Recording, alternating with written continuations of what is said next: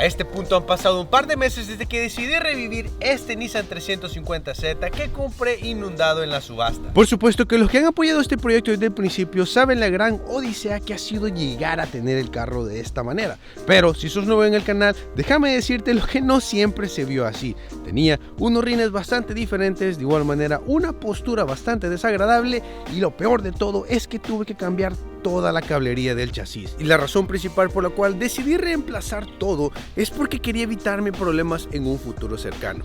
Claro que pues a ese punto lo más inteligente de hacer es simplemente comprar otro 350 donador para así obtener las partes a un mejor precio, o mejor dicho, más rápido. Y créanme que no me arrepiento de esa decisión, ya que pues ahora enciende sin ningún problema.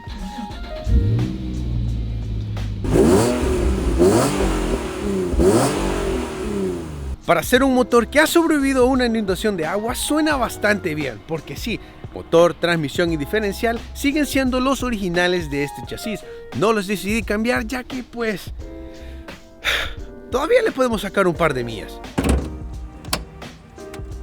Por supuesto que soy bastante realista y consciente de que el motor se puede volar en cualquier momento. Aunque siéndote 100% sincero, he estado utilizando este 350Z de uso diario por un par de semanas y no veo ninguna señal que me indique que el motor está a punto de morir. Es por eso que está así de sucio, pero créeme lo que me alegra bastante, ya que no me ha dejado botado y pues ha sido muy bueno conmigo todos estos días. Y no está para nada más decirles que este ha sido mi primer 350Z, jamás había manejado uno y hasta el momento no me ha defraudado para nada. La posición de manejo es bastante bien, el torque que tiene pues es bastante satisfactorio y de igual manera no es nada lento. Y no me malentendas, no dije que es rápido, dije que no es lento, pero mejor dejémoslo en que es un carro bastante divertido. Y ahora que el Z está arreglado a un 100% y que de igual manera he pasado 2 inspecciones que son necesarias en el estado de Maryland para volver a hacer circular este carro en las calles,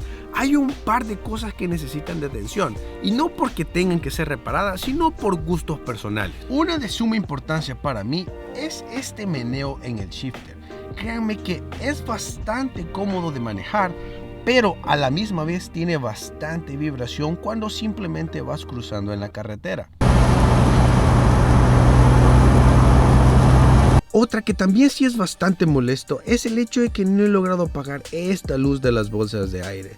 ¿Y qué les puedo decir del sensor de las válvulas de aire? Y hasta cierto punto puede sonar un tanto exagerado, pero no me gusta para nada. Algo de lo que sí me encargué fue de solucionar el problema que estaba teniendo con la radio. No sé por qué no quería encender para nada, pero me di cuenta de que no simplemente tienen un fusible en esta parte, porque siéndole sincero solo pensé que iba uno acá, sino que de igual manera iba uno en la parte de enfrente. Ojo, también me di cuenta de que el ramal y los terminales que llegan al radio pues como que habían sido cortados o simplemente le habían añadido subwoofer hasta cierto punto, así que es mejor decidí arreglarlos para así asegurarme de un funcionamiento óptimo. Y no es que voy a dejar esta radio de por vida, sino es que simplemente la vamos a andar para mientras. Porque como logran ver, tengo que hacer algo al respecto. Eso tampoco me gusta para nada. Tenemos que hacer los que se vean mucho mejor. Este shift knob también creo que ya dio sus mejores días, así que ha llegado un momento de reemplazarlo. Y soy consciente que esos son detalles bastante mínimos. Por supuesto que no podemos ser muy exigentes, especialmente con un carro que tiene un historial de haber sido inundado. Pero sí me alegra bastante el dejarles saber que el Z anda funcionando a un 100% y que de ahora en adelante todo es cuestión de mejoras.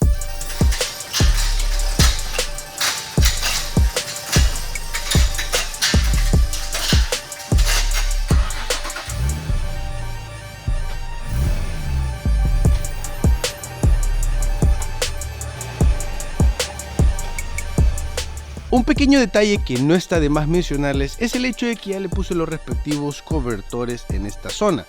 Déjenme y les muestro mejor. Para los que no sepan, ando un set de coilovers HKS y pues esta es la manguera de ajuste que va hacia abajo. Se me hacía bastante inconveniente el ponerle este cobertor, pero ya haciéndole este hoyo y dejándolo expuesto se ve bastante bien, te da un aspecto más clean y de igual manera no anda haciendo ningún ruido al momento de la vibración del manejo. Y ahora que sí ya pude sentir el carro en la carretera, déjenme decirles que la experiencia de manejo con estos coilovers, 10 de 10. No me arrepiento para nada el haber escogido ese set. A este punto los he probado andándolos en el seteo más suave y de igual manera en el más agresivo, y la diferencia es bastante brutal, pero dejándolos en un término medio ha hecho la manejada mucho más satisfactoria. El hecho que también le pusimos un set aftermarket de sway bars y control arms, pues creo que ayudan a hacer toda la combinación perfecta. Y por supuesto que el carro se ve bastante bajo, pero te sorprenderías al saber que no raspa para nada. Incluso hasta el momento no he quebrado el front lip y, como les repito, ha andado de uso diario. Creo que el hecho de que le hicimos rolling fender nos ayudó pues a tener el espacio suficiente para no raspar la carrocería, así dañar la pintura o también las llantas. Después de hacer las respectivas investigaciones, hice adquisición de todo lo que necesito para así encargarme de los problemas que estoy teniendo con mi Nissan 350Z. Lo más fácil de identificar es el respectivo diferencial. No estaba en estas condiciones, por supuesto que le di una manita de gato para que se viera más presentable, ya que el diferencial está afuera. ¿Por qué no hacer lo que se vea un poco mejor? Y aunque eso nadie lo va a ver porque va debajo del chasis, pero siendo dueño del carro te da cierta paz mental. Creo que ustedes entienden. Un dato bastante curioso es el hecho de que no sabía que esta es la luz de check engine en los 350Z. Normalmente tienen como una figura del motor, pero aquí simplemente dice que necesita servicio pronto. Así que vamos a ocupar el escáner. De igual manera vamos a utilizar esta pequeña maquinita que, hasta donde tengo entendido, nos va a ayudar a prácticamente resetear todo el sistema de las válvulas de aire para que así no tengamos esa molesta luz en el tablero. Y para lograr apagar la luz de las bolsas de aire del tablero no necesito cambiar ninguna de las bolsas de aire, simplemente reemplazar los cinturones. Y simplemente reemplazando el diferencial no va a solventar el problema de vibración que les dije que teníamos en el shifter, pero está relacionado con, y déjenme les muestro de qué se trata.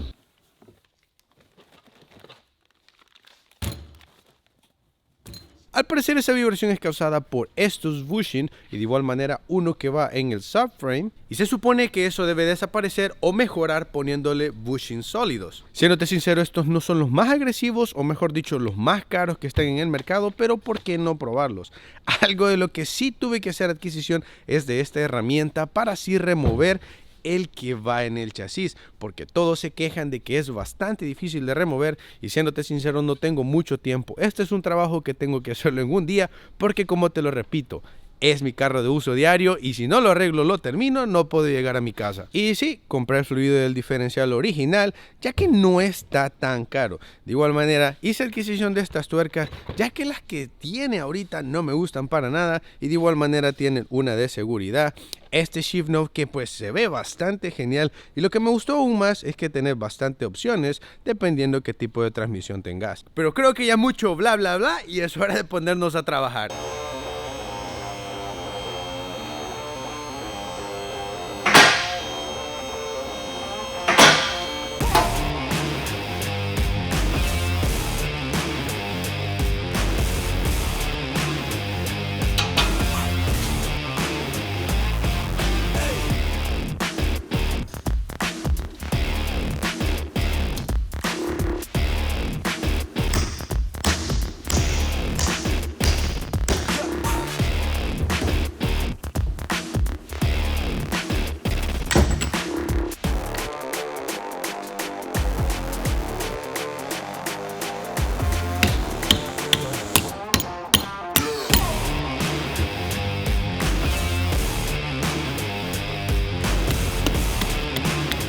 Como pueden notar, ahora sí ya tenemos los bushing nuevos instalados en el diferencial. Tengo suficiente espacio para bajar el diferencial sin quitar ninguna de las otras piezas. Sí siento que va a ser un poco incómodo el no rayar la sway bar, pero ya voy a ver qué le pongo ahí para evitarnos ese problema. Por supuesto que ya le puse W40 en los tornillos para así hacer mucho más fácil la extracción. Y no estoy cantando victoria antes de tiempo, porque aún falta lo más difícil, ya que al parecer este bushing es el que es más difícil de remover.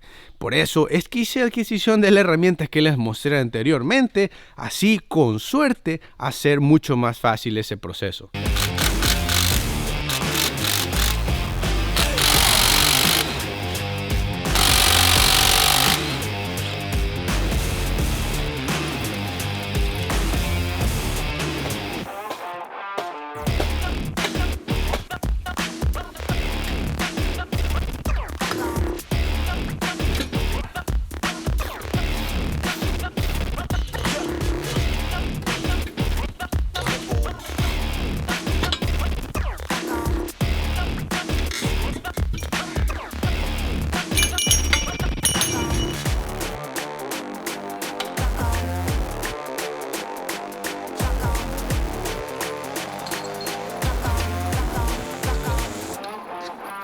Solo que abajo fue un tanto más caótico. Tuve que desprender un tanto el sway bar para así tener un poco más de espacio y maniobrarlo.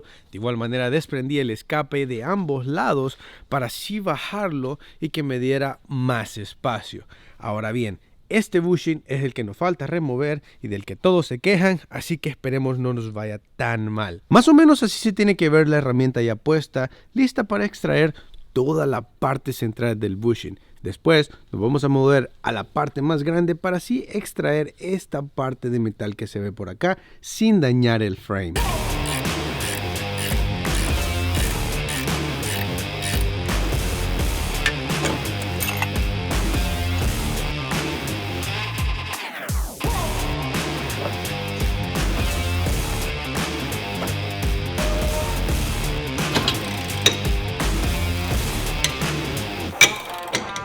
Ahora bien, segunda parte del proceso terminada. Vamos a ver qué tal se ve la otra parte del bushing. Bastante destruido. No me quiero imaginar lo difícil que sería remover esto sin esta herramienta. Lo mejor de todo es que logramos extraerlo sin ocasionar daño alguno. Ya cuando estás listo de instalar el nuevo, te recomiendan darle una pequeña limpieza. Al principio estaba un tanto confundido y pues me daba un poco de temor poner el bushing en la posición equivocada. Pero recordemos que la tuerca del diferencial entra por este lado, por ende tiene que ir en esta dirección.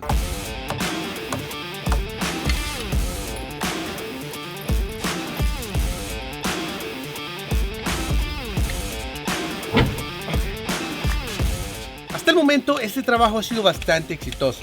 Solo tengo que terminar de agregarle el fluido al diferencial para así encenderlo por primera vez y asegurarme de que no haga ningún ruido extraño. Como pueden ver, tenemos el carro encendido y hasta el momento no ha hecho ningún ruido. A este punto solo es cuestión de probarlo y ver si todo este sacrificio va a valer la pena.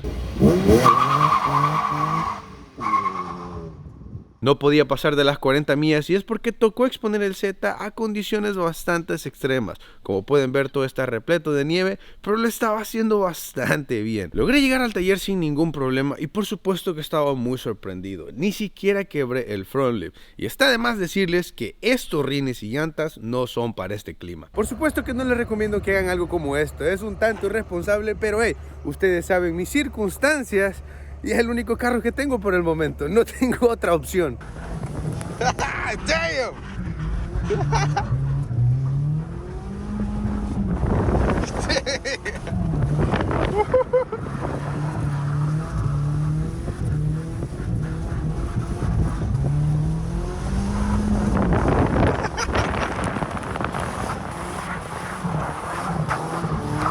Y yo sé lo que ustedes se están preguntando, Fernando, ¿por qué no haces eso con el Z? Bueno, el Z solo es tracción trasera y si intento hacerlo me voy a quedar estancado. Cosa que no quiero hacer por el momento. Este es 4-wheel drive y por supuesto que tiene mucha más diversión.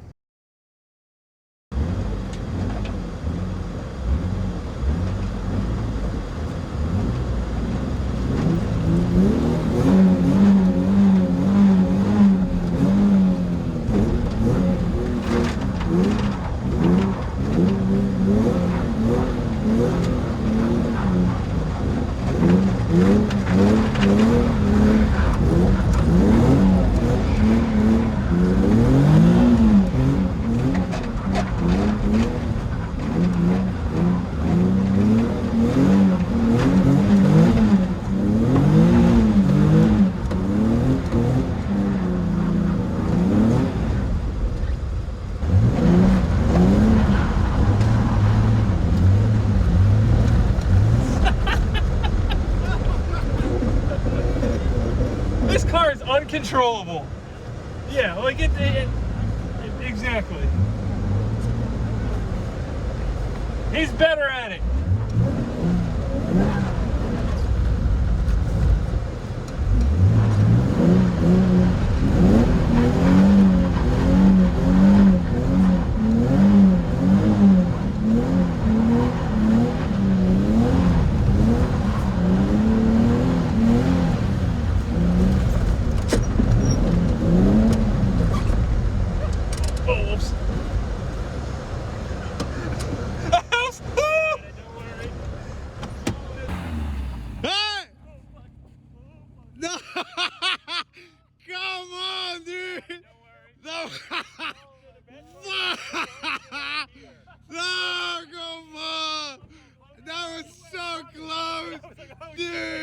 I'm looking at you know.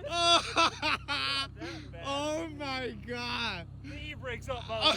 Let me yank that. It's like, I was having a heart attack, dude. ¿Qué les puedo decir? Eso estuvo bastante cerca, pero tuvimos suerte y no pasó a mayores. Por otro lado, me alegra bastante informarles que el trabajo que le hicimos al diferencial ha valido la pena, porque la diferencia es bastante significativa, ya que ahora la vibración del shifter es bastante mínima y de igual manera, como pudieron ver, lo anduvimos deslizando en la nieve y se siente bastante bien. Por supuesto que ahora la pregunta del millón sería: Fernando, ¿vale la pena hacer el cambio de bushings de fábrica a bushing aftermarket? Y la respuesta sería sí, pero solo si tus bushings están destruidos. De lo contrario, vas a pasar un tiempo bastante incómodo a la hora de cambiarlos y no va a ser mucho la diferencia. Simplemente te va a brindar un poco más de comodidad a la hora de manejarlo. Dicho eso, es hora de cambiar el tema y ver por qué mis sensores TPMS, que por cierto están nuevos, no están enviando señal, y es esa la razón por la cual estamos teniendo la luz en el tablero. Y por supuesto que investigué sobre el tema y no hay muchas respuestas al respecto, ya que unos te dicen simplemente ponerle aire, manejarlo y después los sensores se van a resetear, y otros te dicen que no, que tenés que encontrar el módulo para resetearlo y de igual manera comprar la maquinita para así resetear también los sensores. No lo sé. Así que ¿por qué no intentar todos los métodos? Este se supone que es el que sí funciona. Ese conector que ven ahí rodeado de tape azul, lo tenés que poner un pin, de ahí toparlo con algo metálico, al parecer 5 veces, y eso te va a hacer resetear todo.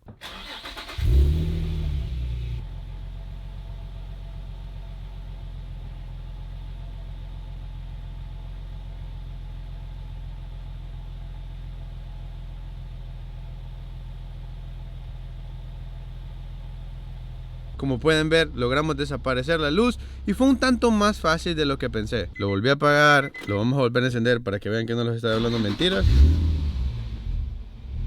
Y ahí está. No simplemente hice lo de ese conector, sino que no les pude mostrar en la cámara que también utilicé esta máquina. Pues ya había gastado casi $10, ¿por qué no utilizarla y ver si funciona? Lo que hice fue, después de hacer los 5 toques de tierra en ese conector, vas una por una hasta que esta luz encienda, de ahí se vuelve a apagar ella sola, y hasta que se apague te mueves a la otra y repetís el proceso en cada una de las 4 llantas lo más rápido que puedas. Bastante simple a mi punto de vista. Ahora es cuestión de ver qué nos está causando esa luz de check engine.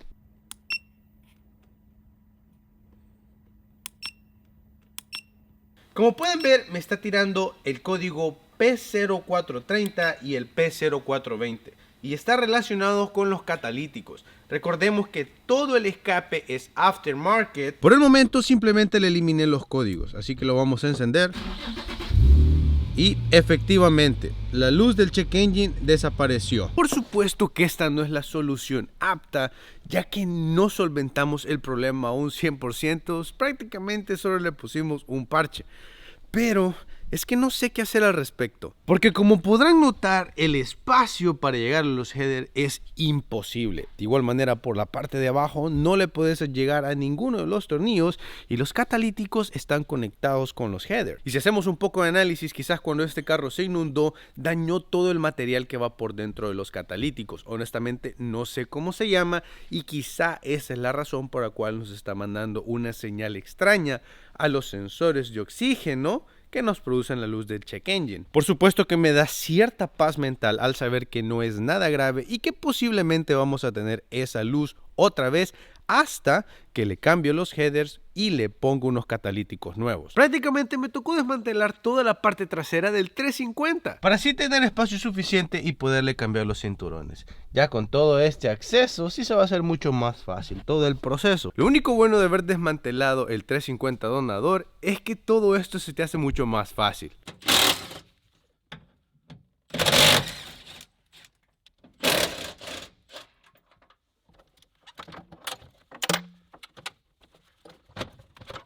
Conecté el cinturón proveniente del carro donador y no logré solventar el problema. Así que prácticamente desmantelé todo el interior de por gusto. He fallado, no logré solventar este problema. Lo único que me toca por hacer es prácticamente llevar el Z a la agencia y ver qué me dicen al respecto. Porque, ojo, existe una gran posibilidad del hecho de que cuando extraí el módulo de las bolsas de aire del carro donador, eso haya generado un código. Recordemos que tuve que mandar a flashar incluso la computadora de este carro porque se había puesto en modo antirrobo. No sé si eso estará relacionado con el problema que estoy teniendo. Por el momento solo me toca volver a armar el Z y lidiar con esa molesta luz en el tablero. Si hablamos en términos generales y vemos la foto completa, el proyecto 350Z ha sido todo un éxito.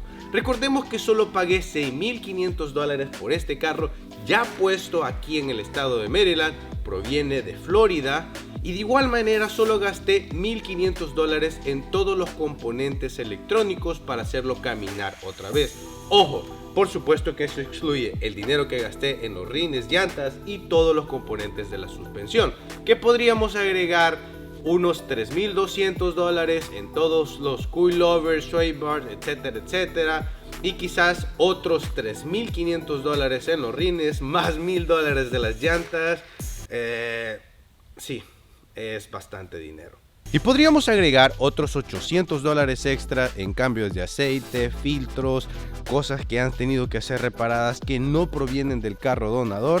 Siento que es un número bastante justo. Si la matemática no me falla, sería un monto total de $16,500. Siento que no está tan mal, especialmente si estamos hablando de un 350Z HR solar anaranjado, que siéndoles sinceros no he podido encontrar uno de estos a la venta, así que se me haría un tanto injusto la comparación de precio, ya que podría rondar entre los $12,000 a incluso $25,000, dependiendo de la condición en la que esté.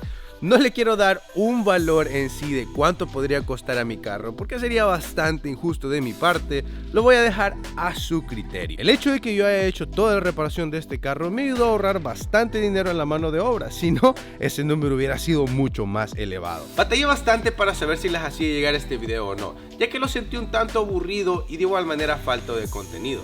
Pero hey, no los podía dejar abandonados por tanto tiempo. Definitivamente déjame saber en los comentarios qué pensás al respecto.